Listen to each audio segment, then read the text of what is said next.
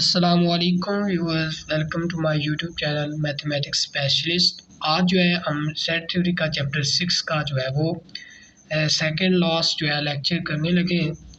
तो इसमें हम जो है वो क्वेश्चन देख रहे थे कुछ। तो पिछले लेक्चर में एक क्वेश्चन जो है वो कंटिन्यू भी था, हमारा रह गया था। मतलब वो क्वेश्चन क्या था वो मैं दोबारा यहाँ पर जो है ना वो प्रेजेंट करने लगा हूँ। क्या कहते हैं कि प्रूव करें कि ये जो इंटरवल है इज़ अनकाउंटेबल है। इज़ क्या है? अनकाउंटेबल है। अनकाउंटेबल है। अब मैंने पिछले लेक्चर में भी बताया था, अगर तो कोई सेट काउंटेबल है, क्या है? काउंटेबल है, तो या तो वो क्या होगा? फाइनाइट होगा। फाइनाइट होगा या तो क्या होगा? वो न्यूमरेबल होगा। अगर काउंटेबल है तो क्या वो क्वांटिटीज हो सकती है, या तो फाइनाइट है या न्यूमरेबल है। अगर कोई सेट जो है वो अनकाउंटेबल है तो उसमें बस एक ही पॉसिबिलिटी है कि वो क्या है? इनफाइनाइट है। और दूसरी क्या पॉसिबिलिटी है कि वो नॉट ड्यूनमरेबल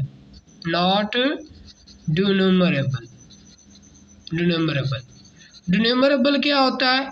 या तो वो उसके सेट को क्या किया जा सके? लेबल किया जा सके। दूसरी इसकी डेफिनेशन मैंने बताई थी कि वो एलिमेंट जिसकी कार्डिनैलिटी सेट पी की कार्डिनैलिटी के सेम हो। कोई भी ड्यूनमरेबल सेट ले, डी ले, कोई सेट, अगर उसकी कार्डिनैलिटी पी की कार्डिनैलिटी की इक्वल है तो वो क्या है? ड्यूनमरेबल है। तो इसका मतलब क्या हुआ? नॉट ड्यूनमरेबल का मतलब क्या हुआ? उसे लेबल भी नहीं किया जा सकता और उसकी जो है वो इकोपोटेंट भी नहीं है पी के। जबकि इसमें क्या होगा? ये दोनों जो शर्तें होंगे, लेबल भी किया जा सकता है। दूसरी बात ये भी किया जा सकता है, और दूसरी बात जो है वो जो कोई भी सेल लें डी, वो इकोपोटेंट हो सकता है पी के। तो यही जो है ना वो कॉन्सेप्ट थोड़ा सा यूज़ करना है हमने।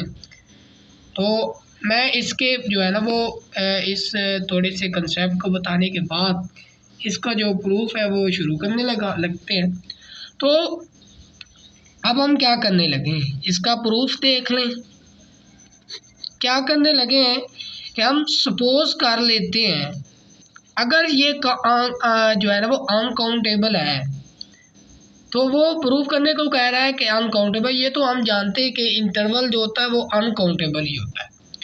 तो हम सपोज कर लेते हैं कि हम सपोज करके चलेंगे कि ये काउंटेबल है, और वो हमारी जो सुपोजिशन होगी अगर वो रॉन्ग साबित हुई तो इसका मतलब भी ये क्या है? अनकाउंटेबल है। तो काउंटेबल को सपोज करने के लिए हमें क्या करना होगा? अगर वो काउंटेबल सपोज करने जा रहे हैं उसका मतलब क्या है? वो क्या है? ड्यूनमरेबल है। ठीक है, और काउंटेबल है तो वो क्या है? ड्यूनमरेबल है। तो सपोज करने जा रहे हैं हम, सपोज ऑन कॉन्ट्रेरी क्या है कि ये जो इंटरवल ए बी है इज काउंटेबल,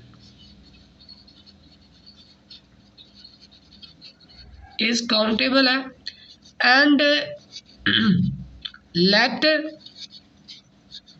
इट बी ड्यूनमरेबल।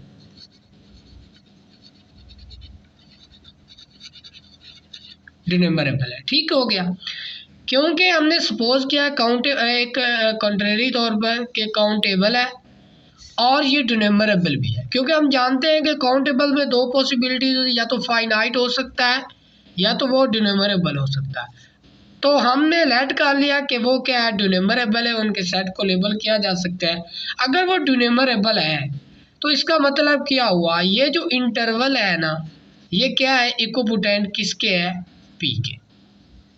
अगर इस तरह है, एज आपने लिखना है, एंड इसका मतलब क्या होता है कि हमने ये प्रूफ किया था कि ए बी का जो इंटरवल है वो इकोपोटेंट किसके होता है? 0 1 के। ये हम जो है वो पिछले लेक्चर में मैंने आपको असाइनमेंट के तौर पर दिया था। ये क्या हुआ, ऑलरेडी प्रूव्ड है, ऑलरेडी प्रूव्ड है कि हमने इसको इसके इक्विपोटेंट दिखाया। अब bye transitive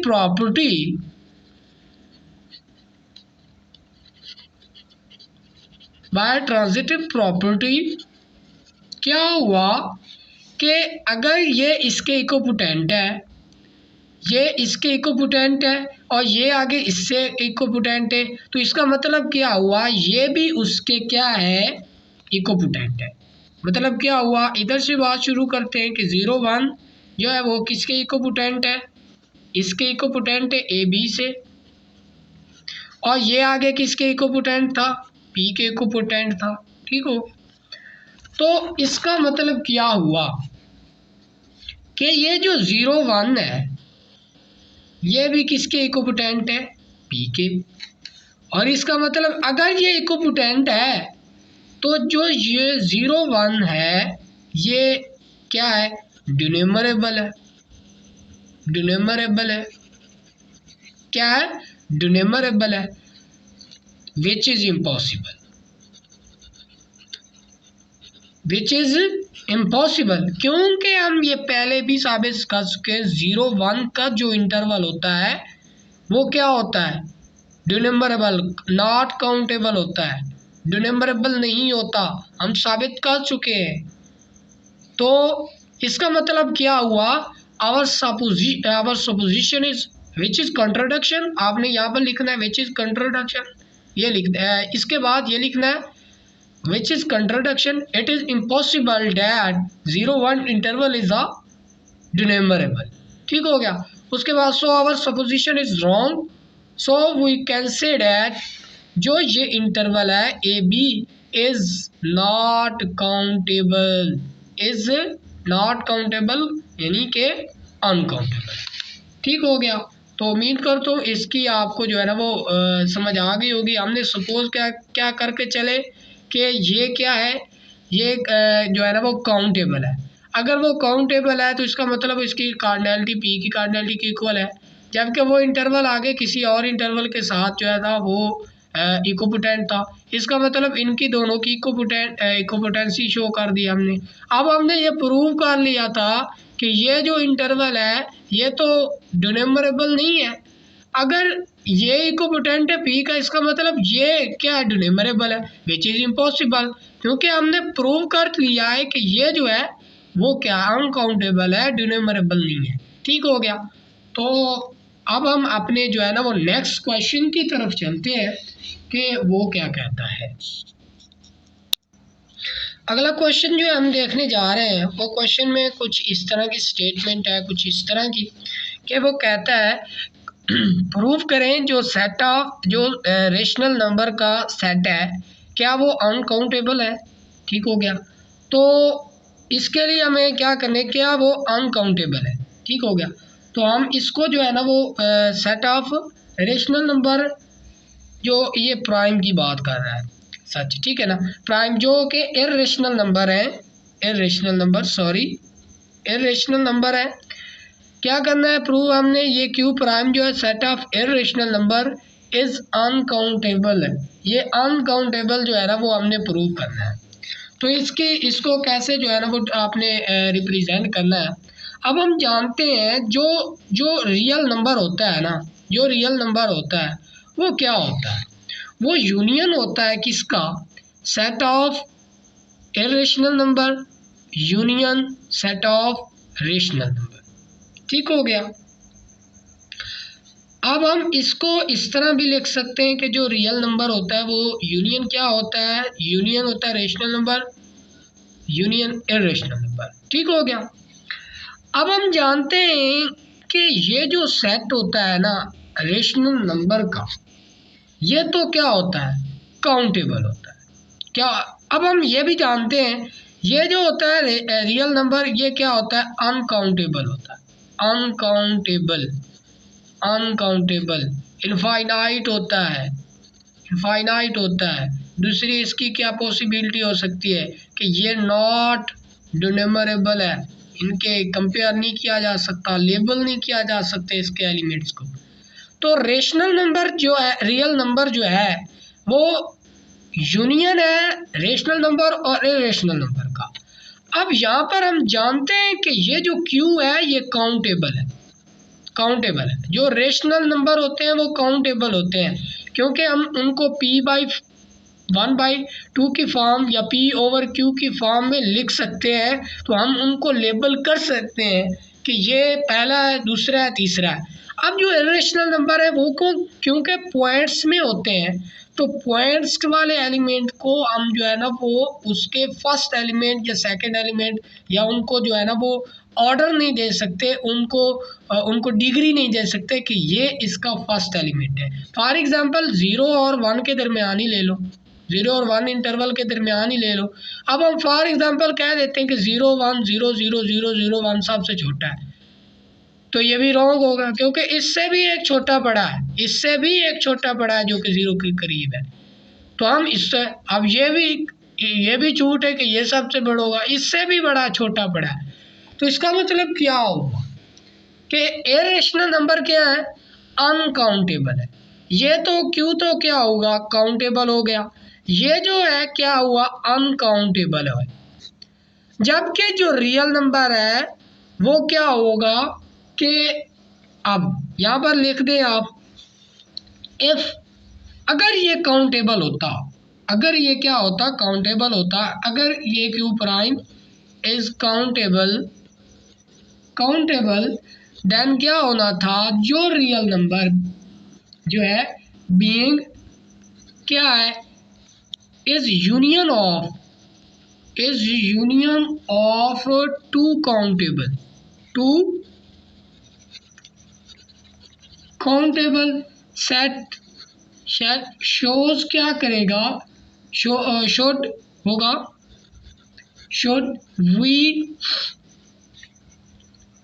we concluded that, जो मतलब ये क्या कह रहे हैं, if Q is countable then जो real number being a union of two countable set should be क्या होगा, काउंटेबल ही होगा। अगर देखो मैं आपको बताता हूँ, ये रियल नंबर है, ये अनकाउंटेबल, हमने साबित कर लिया। अगर ये काउंटेबल है तो इसका मतलब क्या हुआ, ये अनकाउंटेबल होना चाहिए। अगर ये भी काउंटेबल है तो दो सेट जो काउंटेबल है उनकी यूनियन भी काउंटेबल होनी चाहिए। हमने माना कि ये क्या है, अनकाउंटेबल है।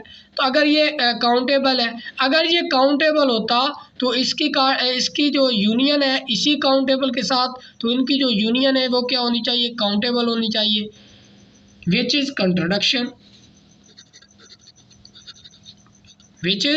कंट्राडिक्शन, क्योंकि जो रियल नंबर है वो तो अनकाउंटेबल है। तो इसका मतलब क्या हुआ, जो ये क्यू प्राइम है वो क्या है, सेट ऑफ इरेशनल नंबर है, वो क्या है, अनकाउंटेबल है। तो अब हम जो है ना वो क्वेश्चन नंबर अगले की तरफ बढ़ते हैं। अगला जो हमारा क्वेश्चन है वो कैरेक्टरिस्टिक्स जो है वो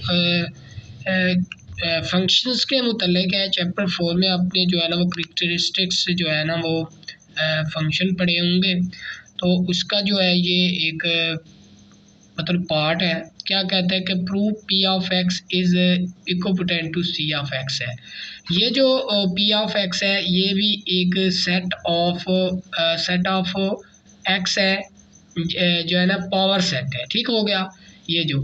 और ये जो सी एक्स है ये क्या है, ये मतलब है ये कैरेक्टरिस्टिक्स जो है ना फंक्शन होते हैं, ठीक हो गया।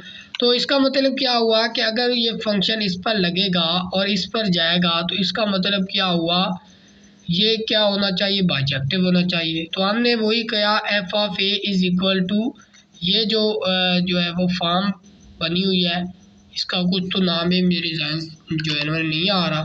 तो बहरहाल मैं आपको बता दूंगा अगले लेक्चर में, नेक्स्ट लेक्चर में इसका नाम क्या है। तो ये अब फंक्शन इस पर इसके किसी एलिमेंट ए पर लगेगा ना तो ये क्वेश्चन जो है ना वो आंसर आएगा।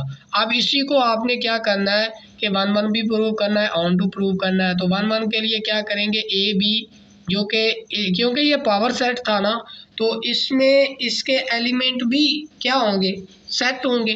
तो capital A B belong to power set कैसे कर सकते हैं कि वो क्या है, सब सेट है एक्स के, क्योंकि एक्स का पावर सेट है ना, कि वो सेट ही होंगे, एक्स के ही होंगे फॉर जो है ना वो डेफिनेटली। कंसीडर क्या कर लेते हैं कि F of A is equal to F of B, तो ये इक्वल होंगे। अगर ये इक्वल है तो वही एक्स पी जो भी है, तो एक्स ए जो था एक्स पर उससे लगा तो ये कैंसर आया, ये भी एक्स पर लगने से cancer, for all X belong to X, ठीक हो गया।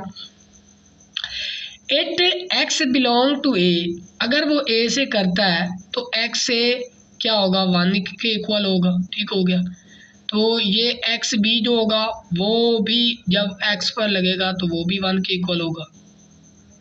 If and only if x जो है बिलोंग टू, अब इसका मतलब क्या है कि ए सबसेट है बी का और बी सबसेट है ए का। तो अगर ये एक दूसरे के प्रॉपर सबसेट हैं तो इसका मतलब क्या है, ये एक दूसरे के क्या हैं, इक्वल होंगे। तो ऑन टू के लिए भी आपने जो वही डेफिनेशन जो है ना वो आपको जो एक लाइन लिखाई गई है तो वो भी आपने जो है ना वो जो है ना वो नोट कर देनी है। अगला जो स्टेप है हमारा वो थ्योरी के रिलेटेड है, वेरी इंपॉर्टेंट है, उसको जो है ना वो जो है ना वो बड़े गौर से आपने जो समझना है, ठीक है। अब जो है ना वो अगला स्टेप जो है वो हमारा कार्डिनैलिटी के मुतल्लिक ही है, कार्डिनैलिटी के मुतल्लिक है। कार्डिनल नंबर मतलब कार्डिनल नंबर के ही मुतल्लिक है, ठीक हो गया। तो इसको जो है ना वो आपने समझने की कोशिश करनी है। तो अब हम एक डेफिनेशन करने लगे हैं कि इफ़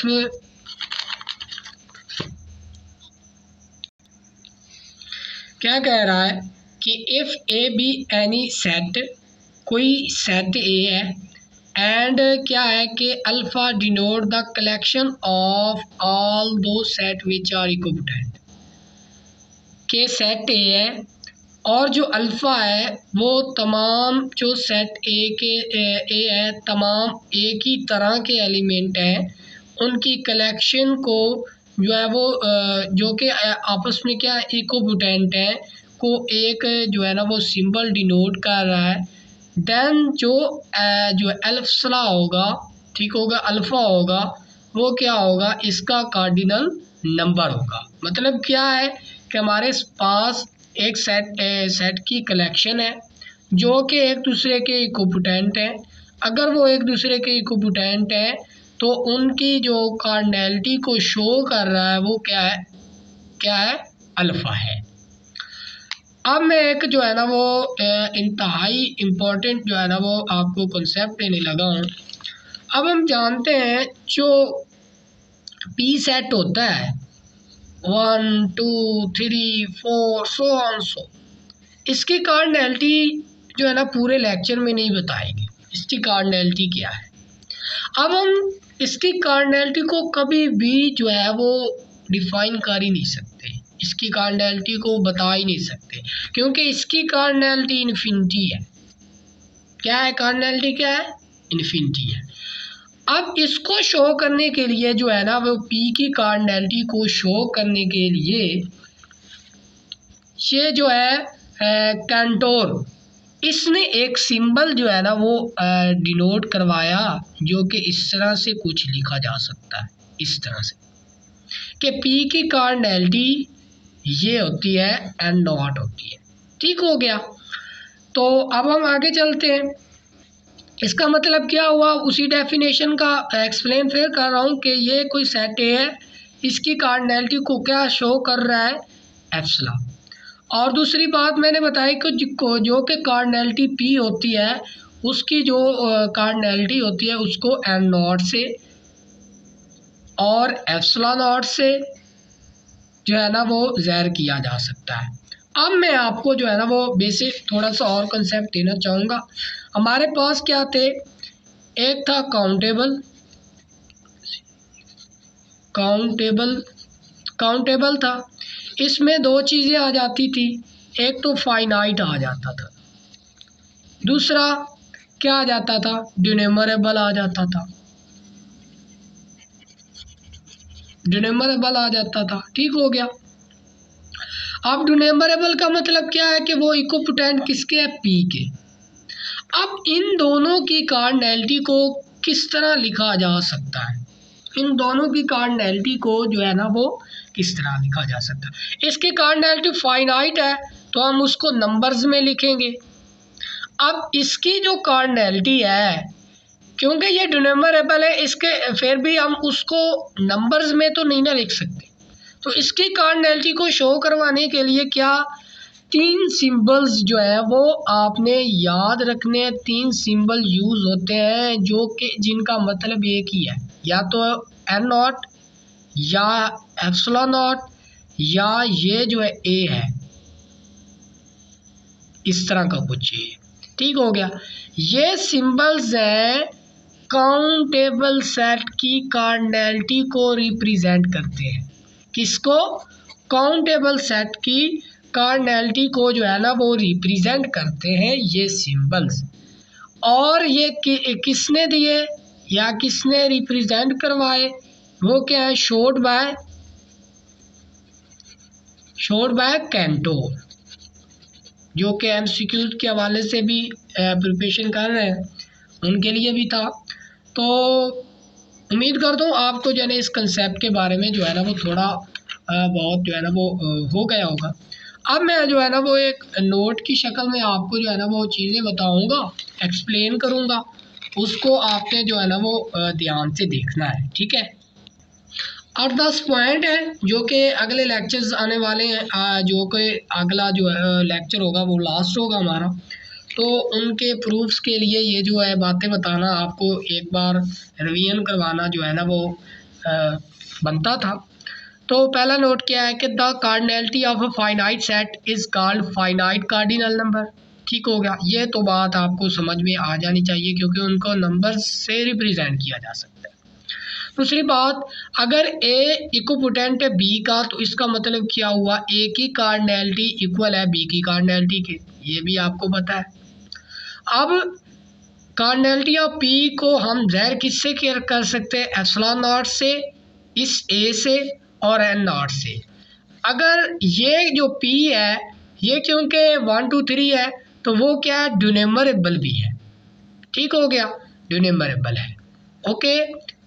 और दूसरी बात मैं उधर जो है ना वो बताना भूल गया था कि ये जो इंटरवल्स होते हैं या रियल नंबर्स होते हैं उनकी कार्डिनैलिटी को किससे शो कर सकते हैं, उसको इस तरह की सी से ज़ाहिर करते हैं।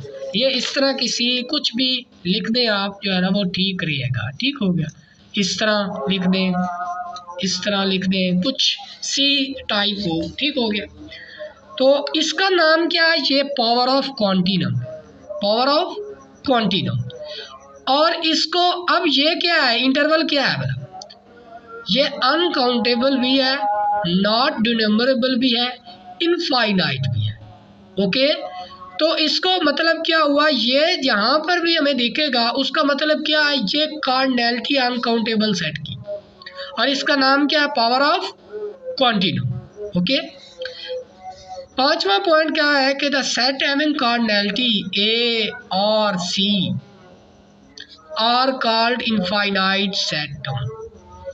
जो सेट ये ए और सी कंटेन करेगा उसका मतलब क्या हुआ, वो इनफाइनाइट सेट है।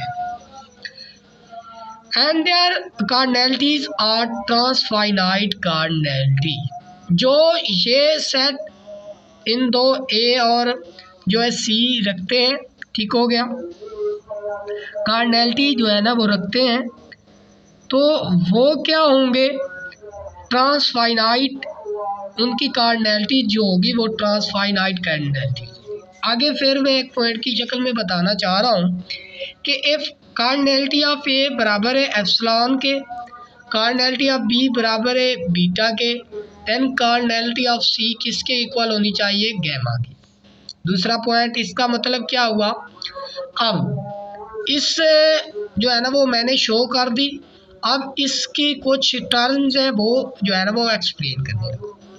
इफ क्या हो कि ए और बी क्या हो, डिसजॉइंट सेट हो, यानी कि इनका इंटरसेक्शन लिया जाए और वो 5 हो, तो इसका मतलब क्या है, जो cardinality of A union B होगी, cardinality of A union B होगी, वो इक्वल होगी cardinality of A plus cardinality of B, क्योंकि उनके दरमियान इंटरसेक्शन जो है वो 0 आ रहा है। तो इसका मतलब क्या है कि उनके अगर इंडिविजुअली कार्डिनैलिटीज़ को जमा किया जाए ना तो वो क्या होता है, वो सेम ही आए। और फॉर एग्जाम्पल इसकी मैं एक एग्जांपल देना चाहूँगा। यहाँ पर हमारे पास कोई सेट ए है, इसकी कार्डिनैलिटी 1 2 है, ठीक हो गया।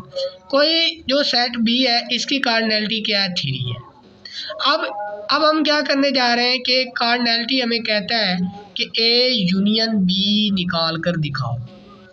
अब हम जानते हैं अगर ये सेट क्या है, अब ए इंटरसेक्शन बी लो, क्या आएगा, खाली सेट आएगा या फाई आए।